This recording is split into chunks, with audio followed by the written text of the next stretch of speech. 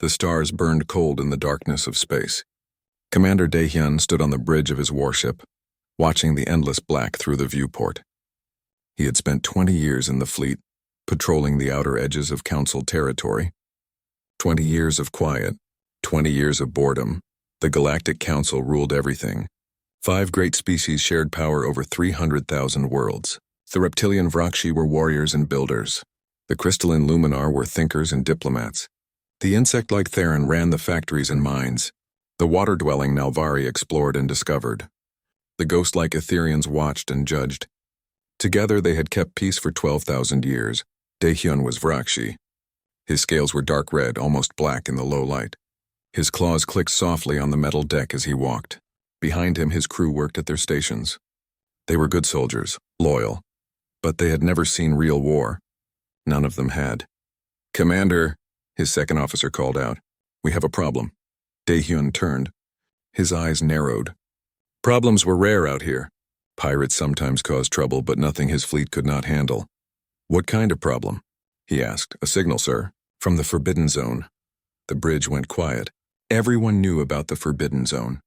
It was marked in red on every star map. A dead system called Sol. Nothing lived there anymore.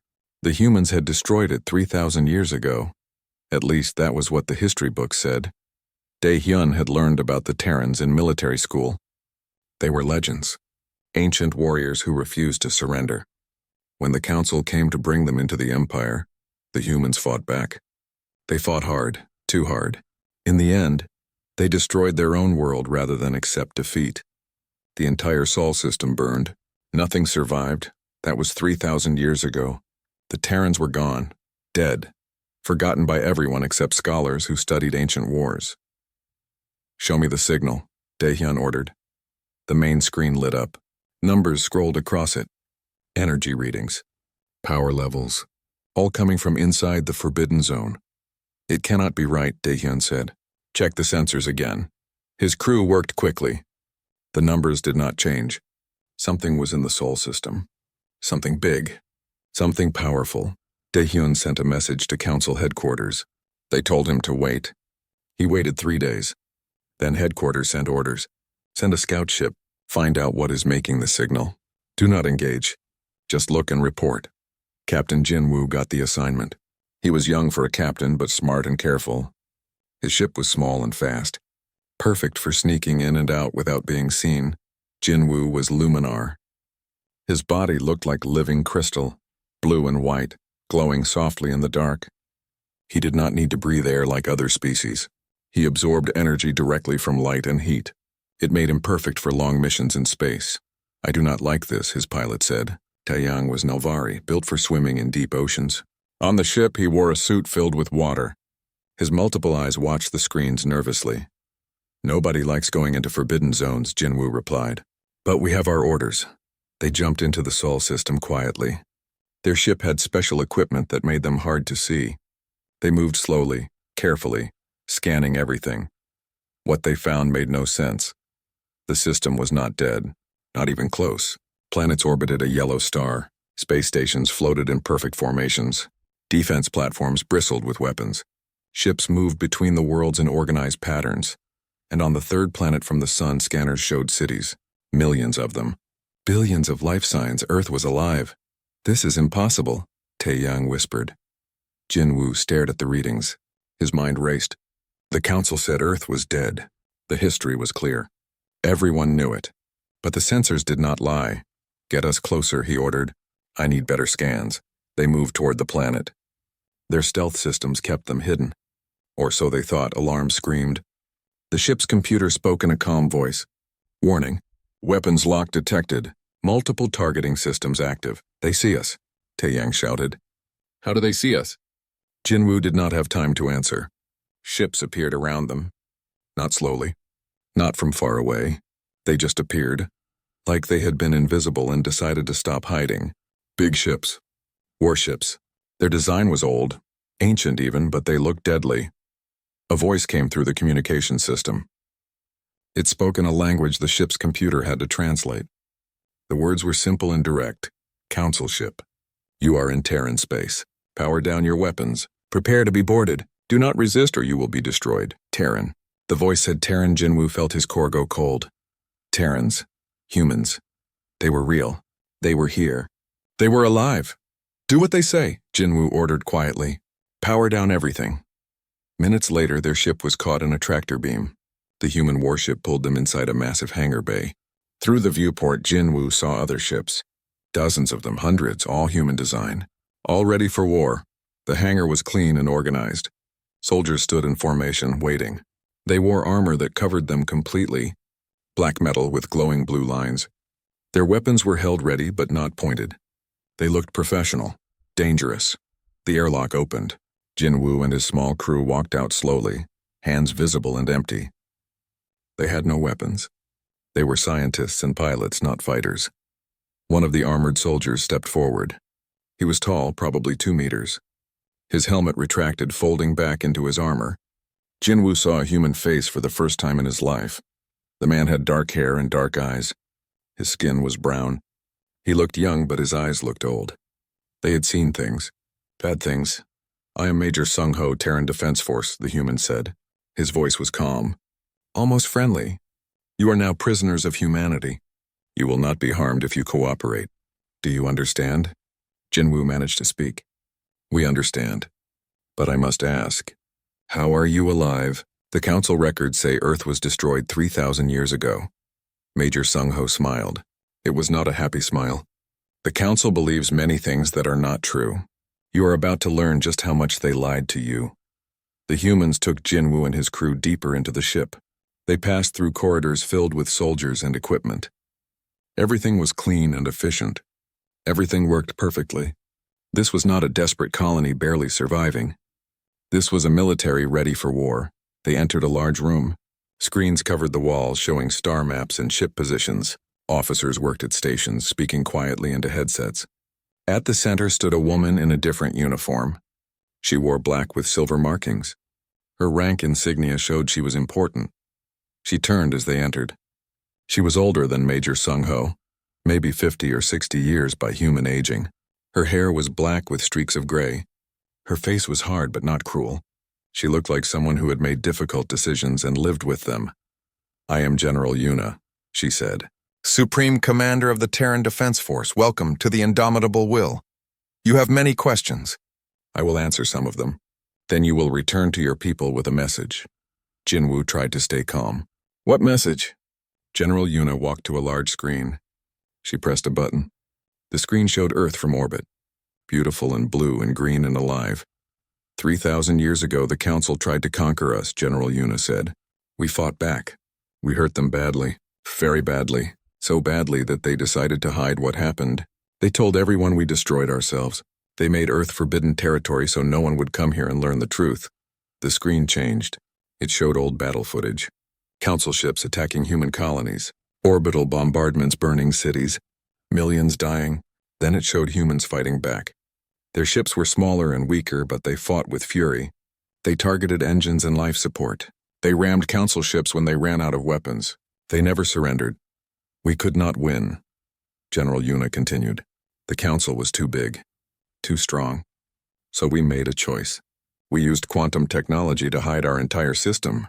We made it look like Earth exploded. Then we vanished. For 3,000 years we have been here, growing, building, preparing.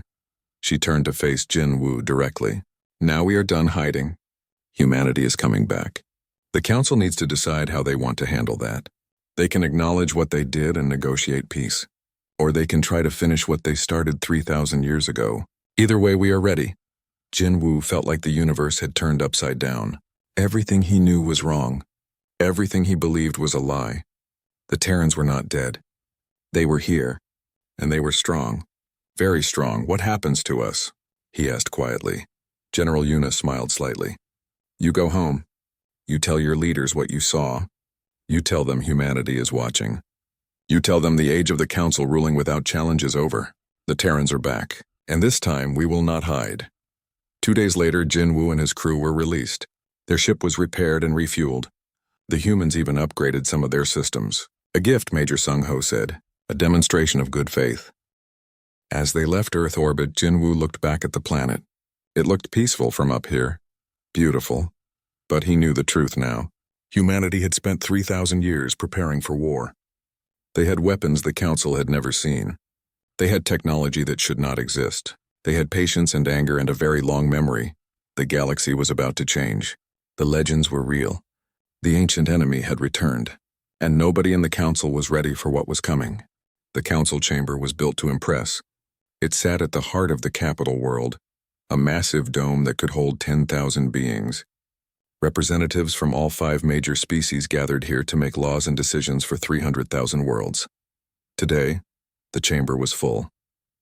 Word had spread quickly after Captain Jinwoo returned from Sol system. The impossible had happened. Earth was alive. The humans were alive, and they were angry. Commander Dae-hyun stood in the military section, his red scales gleaming under the lights. He watched Ambassador Hanul speak from the diplomatic platform. She was Luminar, her crystalline body catching the light and throwing rainbow colors across the chamber. "We must negotiate," Hanul said, her voice clear and strong. "The Terrans have shown restraint. They captured our scouts but did not harm them. They revealed themselves but did not attack. This is an opportunity for peace." Admiral Raewon rose from his seat. He was Vrakshi like Dae-hyun, but much older. His scales were gray with age. He commanded the entire Council fleet, millions of ships across the galaxy. "Peace?" Raewon growled. "The humans are a threat. They have hidden from us for 3,000 years. They have built weapons in secret. They are preparing for war. We should strike first before they are ready." The chamber erupted in argument. Some agreed with the Admiral. Some supported the ambassador. Others wanted more information before deciding anything. Dae-hyun said nothing. He had spoken to Jinwoo privately. He had seen the recordings from Earth. He knew what was really happening. The humans were not preparing for war. They were already prepared. Had been for centuries. If the Council attacked, it would not be a quick victory. It would be a bloodbath, but he was just a commander. Nobody asked for his opinion. While the Council argued, Jinwoo sat in a quiet office with Dr. Bora. She was Terran, insect-like with multiple arms and compound eyes. She had spent her entire life studying the ancient wars. She had written books about the Terrans, and she had been completely wrong. "Everything I taught was a lie," Bora said quietly. Her mandibles clicked nervously. "I told students that humans were violent and irrational, that they destroyed themselves. I believed it. I wrote papers defending the Council actions." Jinwoo showed her the data files the humans had given him. Video recordings from 3,000 years ago. Not human propaganda. These were from Council ships. Recordings that should have been in the official archives but were not. They watched in silence. Council ships bombarding human colonies without warning. Millions dying in nuclear fire. Human ships fighting back with desperate fury. The final battle where humanity activated something that made their entire system vanish from sensors. The Council did not just attack them, Bora said slowly. "We tried to destroy them completely, and they survived anyway." Jinwoo nodded. "General Yuna told me something." She said her grandmother fought in those battles. Her grandmother watched Council ships kill her family. Yuna has been training her entire life for the day when humanity would return. She is not looking for revenge. She's looking for respect. "Will the Council give it to them?" Bora asked. Jinwoo did not answer. He did not know. Days passed. The Council remained deadlocked. Half wanted peace, half wanted war. Nobody could agree. Meanwhile, reports came in from the frontier. Pirates were attacking more frequently. Trade routes were being disrupted. Colonies were calling for help. Dae-hyun received orders to investigate. His fleet jumped to the outer rim where most of the attacks were happening. What he found troubled him. The pirates had new weapons. Better shields, faster engines, equipment that should not exist in criminal hands. When his ships captured a pirate vessel and examined it, they found something disturbing. The technology was Council design. Not old salvage, new equipment, fresh from the factories. Someone was arming the pirates, someone with access to military technology. Dae-hyun sent a report to headquarters. He expected immediate action. Instead, he got silence. Nobody responded. Nobody investigated. It was like his report had vanished. That made him suspicious. On Earth, General Yuna watched everything through hidden sensors scattered across Council space. Humanity had been monitoring the Council for 3,000 years. They knew about the pirates, They knew about the arguments in the chamber. They knew the council was falling apart. Lieutenant Sujin entered the command center. She was young, barely 30, but brilliant with intelligence work. She had been analyzing council communications for weeks. General, Sujin said, I found something interesting.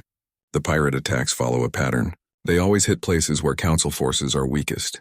They always retreat before reinforcements arrive. Someone is coordinating them. Yuna studied the data. Do we know who? Not yet. But I have a theory. What if someone in the council wants chaos? What if they want an excuse to increase military spending? Or to justify a war? Yuna smiled grimly. A false flag operation. Create a crisis. Offer a solution. Gain power. Exactly, Sujin said. And if that is true, they might use the human situation the same way. Make us look like a threat. Unite the council against us. Yuna stood and walked to the command screen. It showed the entire galaxy. Council territory glowed blue.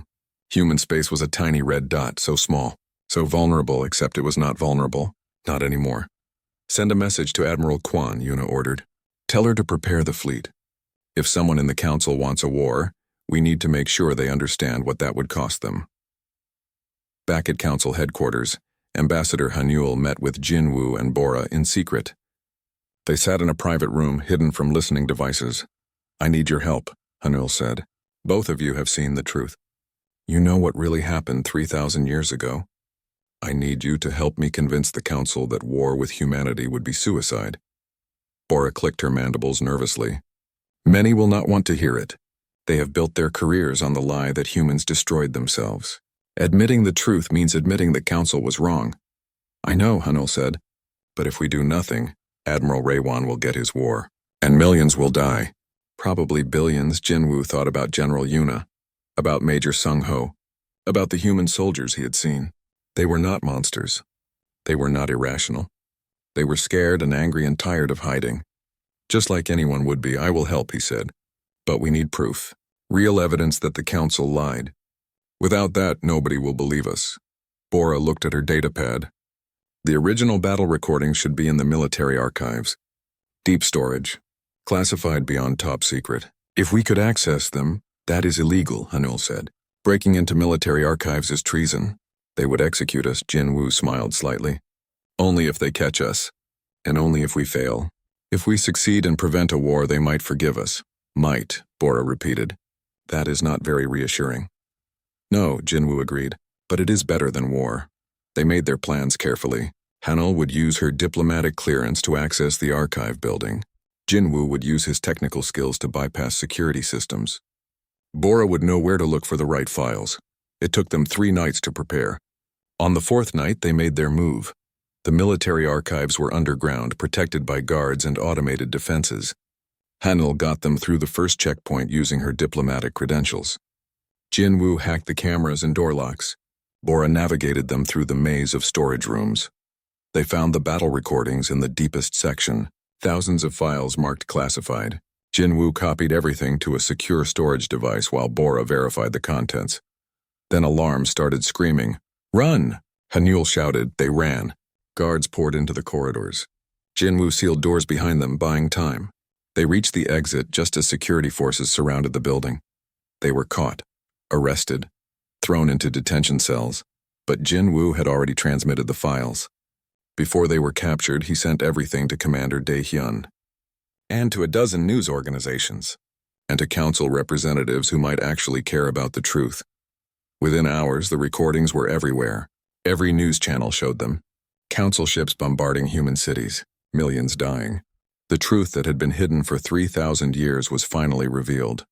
The council exploded into chaos. Some demanded explanations. Some denied everything. Some called for war to bury the scandal. The government teetered on the edge of collapse. In her cell, Hanul listened to the news broadcasts. She was probably going to be executed for treason. But at least the truth was out. At least people knew what really happened. Maybe it would be enough. Maybe it would prevent the war. Or maybe it would make everything worse. She would find out soon enough. The colony world of Varos Prime was burning. Commander Dae-hyun watched from his command ship as pirate vessels swarmed around the planet. There were dozens of them. Maybe 100. More than he had ever seen working together. His fleet was outnumbered 3 to 1. His ships were taking heavy damage. 2 cruisers had already been destroyed. Another was drifting, engines dead, crew abandoning ship. "Fire all weapons," he ordered. "Target their command ships." The battle had been going for 6 hours. 6 hours of constant fighting. His crews were exhausted. His ships were running out of ammunition. And reinforcements were still hours away. On the planet below, millions of civilians hid in shelters as pirate ships bombarded cities. Dae-hyun knew he had to hold. If his fleet retreated, those people would die. His shields failed. Energy weapons hit his hull directly. Alarms screamed. Systems overloaded. Fire spread through 3 decks. "Commander," his tactical officer shouted. "More ships incoming." Dae-hyun felt his heart sink. More pirates. His fleet could not handle more enemies.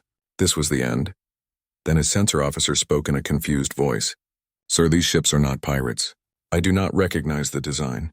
They just appeared from quantum jump, all of them at once." Dae-hyun looked at the tactical display.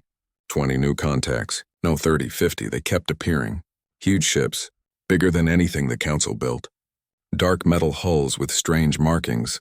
A voice came through communications. It was human. "Council fleet, this is Admiral Kwan of the Terran Defense Force. We are engaging hostile vessels. Maintain your position. Do not fire on human ships. We are here to help." The human fleet moved like nothing Dae-hyun had ever seen. They did not need to maneuver into position. They simply appeared where they needed to be and opened fire. The weapons were different. Not energy beams. Solid projectiles moving at impossible speeds, railguns. Dae-hyun had read about them in historical documents. Ancient human technology that the Council had dismissed as primitive. It was not primitive. Pirate ships exploded. 1 shot, 1 kill. The human targeting was perfect. Every round hit exactly where it needed to. Engines, weapons, life support. They destroyed the pirates with surgical precision. Some pirates tried to run. Human ships jumped ahead of them, cutting off escape routes. Other pirates tried to fight back. Their weapons bounced off human shields without leaving a mark. In 17 minutes it was over. 100 pirate ships reduced to floating wreckage. Not one human vessel took damage. Not one.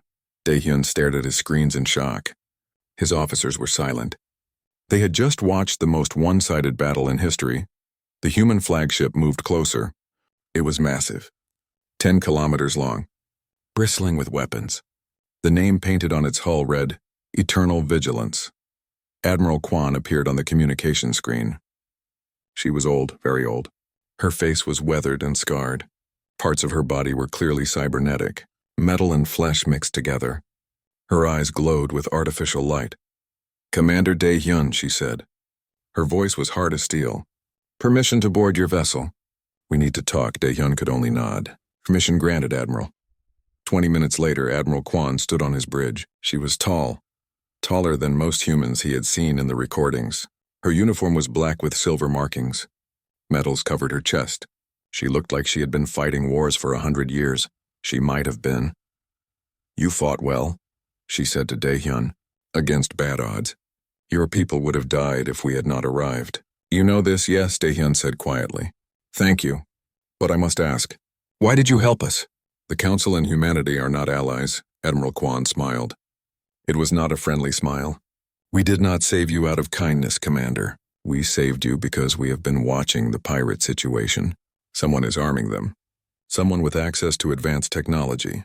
If they establish a strong base in this region, they become a threat to human space. We cannot allow that."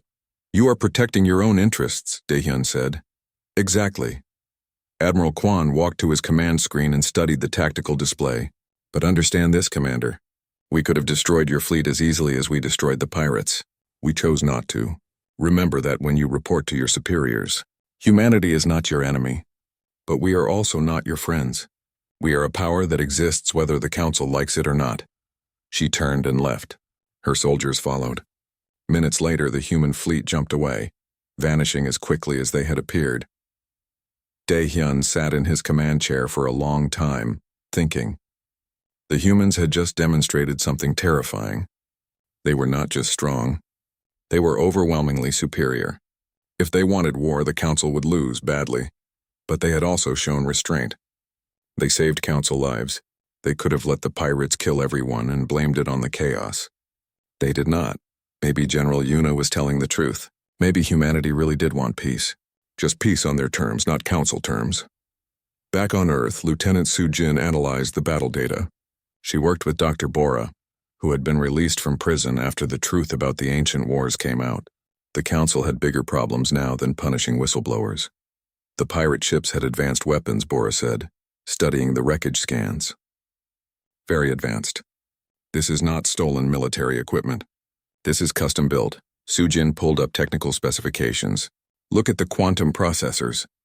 The design matches council military research. But this particular model never went into production. It was deemed too expensive. So someone built them anyway, Bora said. Someone with resources and knowledge. Someone high up in the council government, exactly. Sujin brought up another file. I traced the supply chain.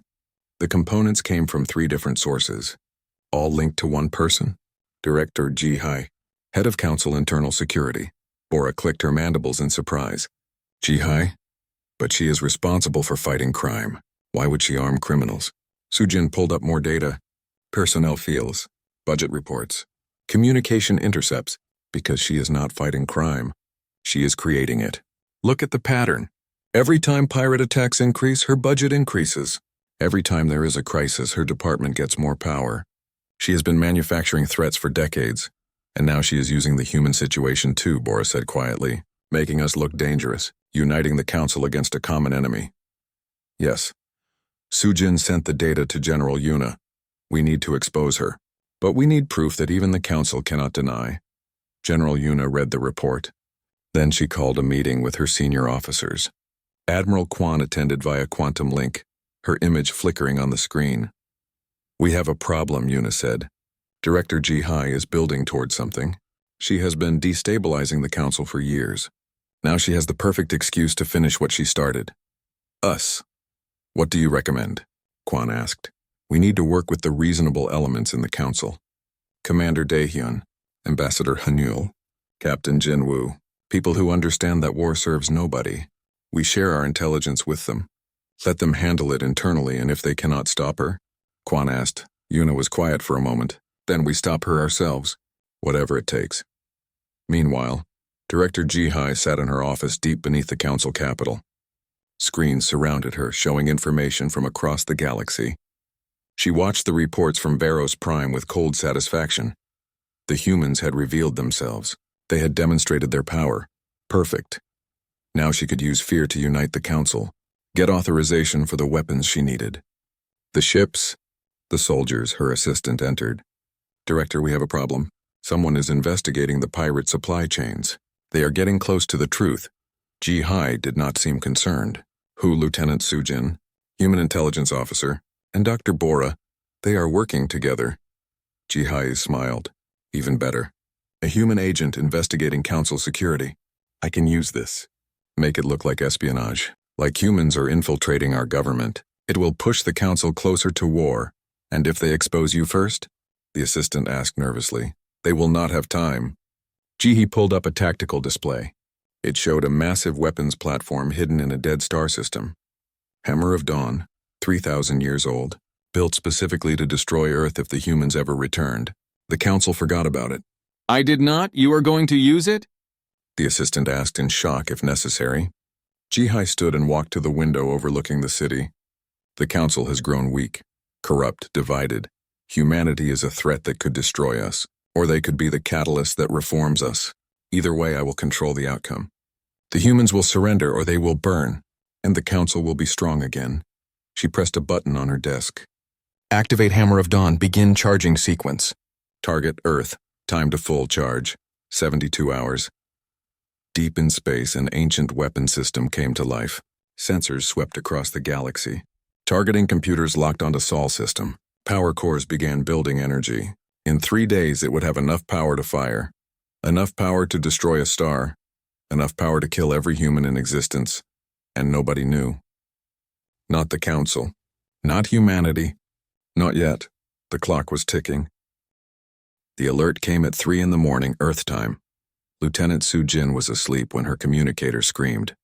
She grabbed it, still half dreaming. Yes? Get to command immediately, the voice said. Emergency. Code black. Code Black meant existential threat, the worst possible danger. Sujin was dressed and running within 30 seconds. The command center was chaos. Officers ran between stations. Screens showed tactical data.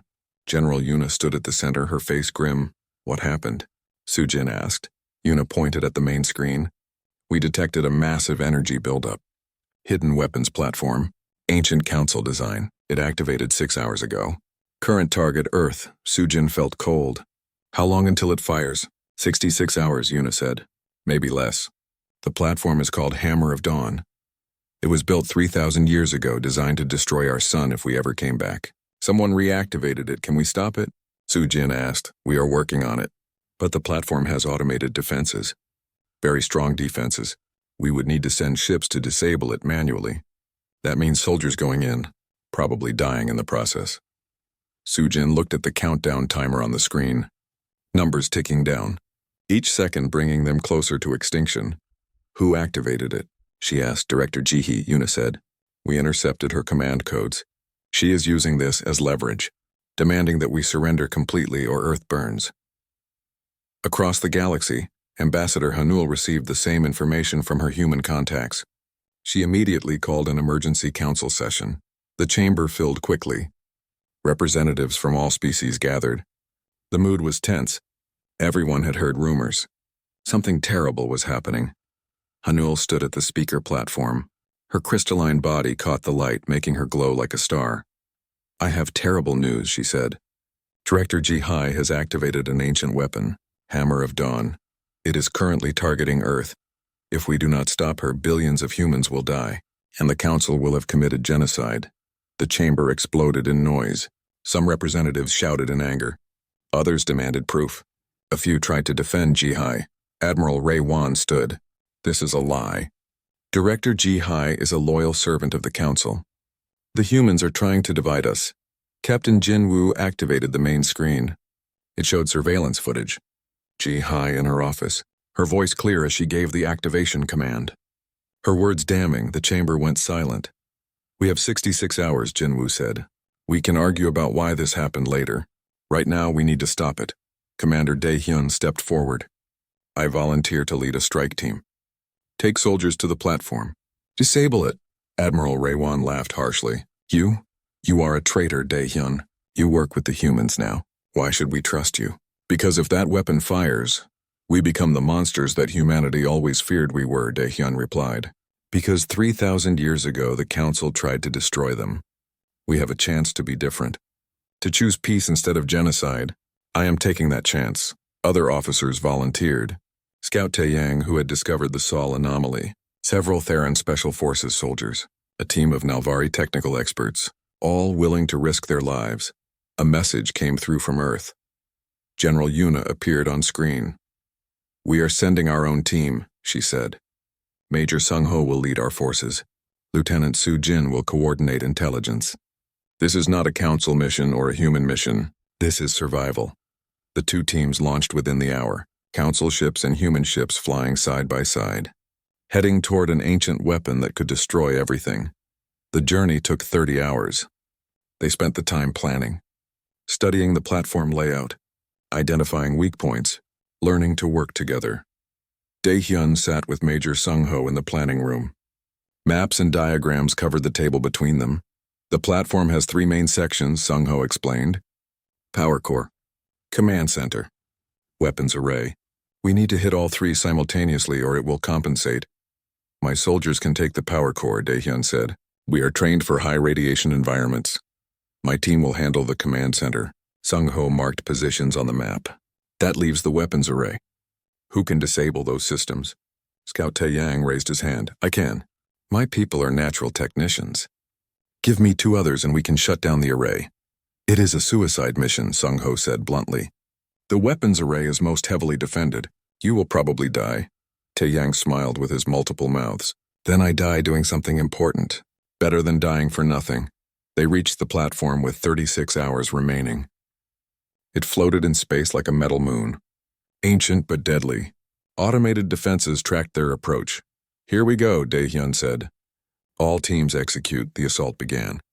Their ships launched boarding pods. Automated guns opened fire. The first pods were destroyed instantly. Then more got through, and more.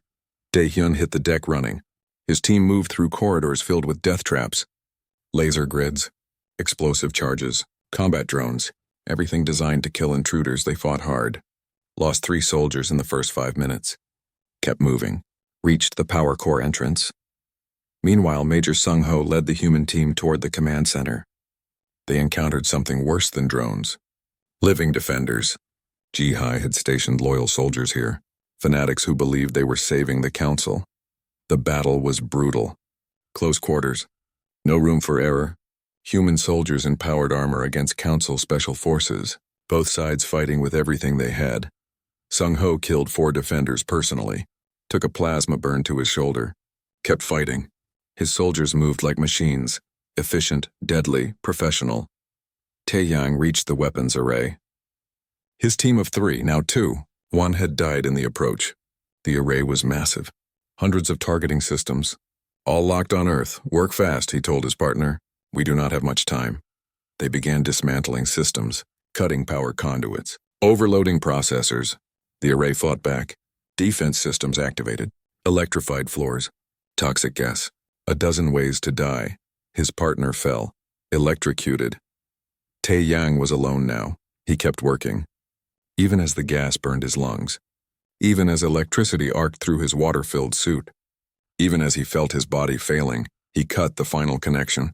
The weapons array went dark, offline, disabled. Tae-yang collapsed. His communication system still worked. Barely. Array offline, he whispered. Mission complete, then he died. Alone in the dark. Having saved billions, Dae-hyun and his team reached the power core. It glowed with terrible energy, enough to destroy a star. They began the shutdown sequence. The core did not want to shut down. Safety systems had been bypassed. Override codes changed. Someone had made sure this would be difficult. Sung-ho crashed into the command center. Director HFY waited there. She held a weapon. Advanced Council technology. Her face was calm. You cannot stop this, she said. The Council needs to be strong. Humanity is a threat. This is the only way. You are wrong, Sung-ho replied. His armor was damaged. Blood ran down his face. But his weapon was steady. Strength is not killing everyone who scares you. Strength is choosing peace when war is easier. They fought. HFY was skilled. Decades of combat training. She moved like lightning. But Sung-ho had spent his entire life preparing for war. He was faster, stronger, better. He disarmed her, pinned her to the floor. She laughed. Even dying, she laughed. You think this changes anything? She asked. You think one victory makes peace possible? The Council will always fear humanity, and humans will always remember what we did. There is no peace. Only temporary ceasefires, maybe, Sung-ho said. But we can try. That is more than you ever did. Lieutenant Soo-jin spoke through his communicator. Sung-ho, the power core is overloading. Dae-hyun cannot shut it down. Not in time. Sung-ho pulled up a control panel. Studied the systems. There was a way. One way, Soo-jin, he said quietly. Tell Commander Dae-hyun to share his access codes with me. What? Why? Because I need Council clearance to access the emergency shutdown. And because trust has to start somewhere. There was silence. Then Dae-hyun's voice came through. Sending codes now. The codes arrived. Sung-ho entered them. The system accepted. Power levels began dropping. The countdown timer stopped. Then reversed. Hammer of Dawn shut down. The threat ended. Earth was safe. The surviving team members gathered in the command center. They were exhausted, wounded, covered in blood. But alive, Dae-hyun looked at Sung-ho. You asked for my codes. Military secrets. I gave them to you, I know, Sung-ho said. Thank you. Will humanity use them against us? Dae-hyun asked. Sung-ho smiled tiredly. We could, but we will not, because peace requires trust, and trust requires risk. You took the risk. We will honor it. They left the platform together. Council soldiers and human soldiers, walking side by side, having fought together, bled together, survived together. The war everyone feared never happened, not because there was no anger, not because the past was forgotten, but because a few people on both sides chose to be better than their history. 6 months after Hammer of Dawn was disabled, the galaxy looked different. The Council held emergency elections. New leadership replaced the old. Director HFY was tried for crimes against the Council and humanity. She showed no remorse at her trial. Claimed she was protecting civilization. The judges sentenced her to life in prison anyway. Admiral Ray Wan retired. He had supported Jihai until the end. Even after the truth came out. His career was over. His reputation destroyed. Commander Daehyun was promoted. He became Admiral Daehyun, commanding a new joint defense fleet, half council ships, half human ships, working together to protect both territories. He stood on the bridge of his new flagship, watching the mixed crews work. Frakshi officers giving orders to human soldiers, human technicians training Luminar engineers, species that had been enemies learning to be allies. It was not perfect. There were arguments, cultural differences, old grudges that took time to fade. But they were trying. That was what mattered. Lieutenant Sujin became Ambassador Sujin, the first human ambassador to the Council Core worlds. She lived on the capital planet now, working with diplomats from all 5 major species, building relationships, creating understanding. Today she met with Ambassador Hanul for lunch. They had become friends during the crisis. Different species, different backgrounds, but united by the belief that peace was possible. How is integration going? Hanul asked. Her crystalline body sparkled in the sunlight coming through the restaurant windows. Slowly, Sujin admitted, many council citizens still fear humans. They remember the legends, the stories of ancient Terran warriors who never surrendered. Some see us as dangerous even now, and on Earth? Hanul asked. Do humans trust the council? Sujin shook her head. Not really. We remember what happened 3,000 years ago. The bombardments, the genocide attempt. General Yuna says trust takes generations to build. We are just starting, but we are starting, Hanul said. That is progress. Dr. Bora published a new book, The Truth About the Ancient Wars. It became required reading in schools across council space. Students learned what really happened. Not sanitized propaganda. Real history. Uncomfortable history. She worked with Colonel Minseok on the project. The human historian provided documents from Earth archives. Together they created the most complete account of the war ever written. They presented it at a conference on the neutral station between human and council space. Thousands attended, scholars from every species. Even some Etherians, though they remained silent as always. The presentation was difficult. It showed council atrocities, human desperation, the terrible cost of war. Some audience members walked out. Others cried. A few shouted in anger, but most stayed. Most listened. Most learned.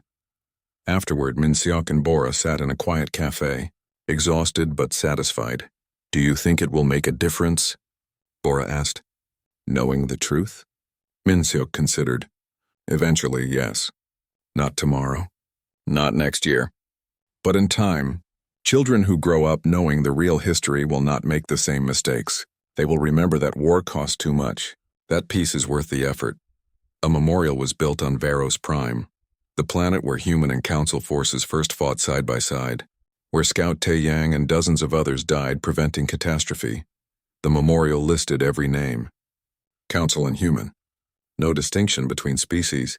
Just soldiers who gave their lives for something bigger than themselves. Admiral Daehyun attended the dedication ceremony. So did General Yuna. They stood together at the memorial looking at the names carved in stone. I knew some of these soldiers, Daehyun said quietly. Good people. They should not have had to die. Yuna nodded. Same. But they chose to fight for peace instead of revenge. That means something. Does it bother you? Daehyun asked. That we are working together now? After everything the council did to humanity? Yuna was quiet for a long moment. Every day, she finally said, I think about my grandmother, about the colonies that burned, about 3,000 years of hiding and fear. And I want to be angry. Part of me will always be angry, but, Daehyun prompted. But anger is not leadership. My job is not revenge. My job is keeping my people safe. And peace does that better than war. So I choose peace. Even when it is hard. Even when I do not want to, Daehyun understood. Same for me. The council made terrible choices. We cannot change the past. We can only try to build a better future. They laid flowers at the memorial together, then returned to their ships. Work continued. Captain Jinwoo received a new assignment. Exploration. The council and humanity had agreed to jointly explore the regions beyond known space. Unknown territories, possible new threats, possible new allies. His ship was state-of-the-art, half council technology, half human innovation, a perfect blend. His crew was mixed too, every species represented, learning from each other. Growing stronger together, they prepared to launch from the joint station orbiting the frontier. Jinwoo stood in the docking bay watching supplies being loaded. Major Sung-ho approached. He had recovered from his wounds at Hammer of Dawn. Now he commanded the human military contingent on the station. "Ready for your journey?" Sung-ho asked. "As ready as I can be," Jinwoo replied. "Going into unknown space with a mixed crew. If we find trouble, we will need to work together perfectly." "You will," Sung-ho said confidently. "You proved it at Hammer of Dawn, council and human, fighting together. That is the future." Jinwoo boarded his ship. The crew took their stations. Engines powered up. They undocked and accelerated toward the edge of known space. Behind them, the joint station grew smaller. Ahead, darkness and stars and infinite possibilities. On Earth, General Yuna stood in her office looking at reports from across human space. Integration was proceeding. Slowly but steadily, young humans were joining the Joint Defense Forces, learning to work with Council species, making friends across old boundaries. Her aide entered. "General, the Council is requesting a joint military exercise, testing coordination between our fleets. They want to make sure we can respond together if a real threat emerges." Yuna smiled slightly. "Approved. Send Admiral Kwan. She has been wanting to see how Council tactics work." The aide hesitated. "General, some of our people are concerned. They say we are giving too much away, showing the Council our capabilities. What if this peace does not last?" Yuna turned from the window. "If we assume peace will fail, it will. We have to commit fully. Yes, there is risk. But there is always risk. This risk is worth taking." Across the galaxy, similar conversations happened. On Council worlds. On human colonies. In military headquarters and diplomatic offices. Some people embraced the new alliance. Others remained suspicious. Change took time. Trust took longer. But it was happening. Years would pass before Council and humanity truly became allies. Decades before the old wounds healed. Generations before people forgot that they had once been enemies. But the foundation was laid. In the soldiers who fought together at Hammer of Dawn. In the diplomats building bridges. In the scholars teaching true history. In the explorers venturing into unknown space as unified crews. The legends said humanity destroyed themselves rather than surrender. The legends said the Terrans were ancient warriors who knew only violence. The legends were wrong. Humanity survived because they were stubborn. Because they refused to give up. Because they spent 3,000 years preparing not just for war, but for the day when they could return to the galaxy on their own terms. They returned not as conquerors, not as victims, but as equals, demanding respect, offering cooperation, proving that strength included the choice not to fight. The Council learned too. Learned that power without accountability leads to corruption, that historical lies eventually destroy trust, that sometimes the greatest strength is admitting you were wrong. Together, they built something new. Not perfect, not without problems, but better than what came before. On the frontier station, Ambassador Su-jin prepared for another diplomatic meeting. Major Sung-ho trained mixed military units. Captain Jinwoo explored unknown space with his diverse crew. Admiral Dae-hyun commanded forces that once would have been impossible. Dr. Bora taught the truth to students eager to learn. They were all different. Different species. Different backgrounds. Different reasons for fighting, but they shared one belief. Peace was possible, difficult, requiring constant work, but possible, and they were willing to fight for it. Not with weapons. With patience. With understanding. With the determination to be better than their history. The legends called humans ancient warriors who walked into fire without fear. The legends were right about one thing. Humanity walked into the fire, but not alone. Not anymore. Council soldiers walked beside them. Different species united by choice rather than conquest. Together they faced the flames. Together they built something worth protecting. Together they proved that even ancient enemies can become allies. The galaxy was changing. For the first time in 12,000 years, the Council had real partners instead of subjects. For the first time in 3,000 years, humanity was not alone. The future remained uncertain. New threats would emerge, old tensions would resurface. Challenges would test the alliance, but they would face those challenges together. Council and human, walking into the fire side by side because that was what allies did, because peace was not the absence of conflict. It was the choice to stand together despite the conflict, because legends were not destiny. They were lessons, stories to learn from and grow beyond. The Terrans were no longer ancient legends. They were living proof that survival, determination, and hope could overcome even the darkest history, and the galaxy was better for it.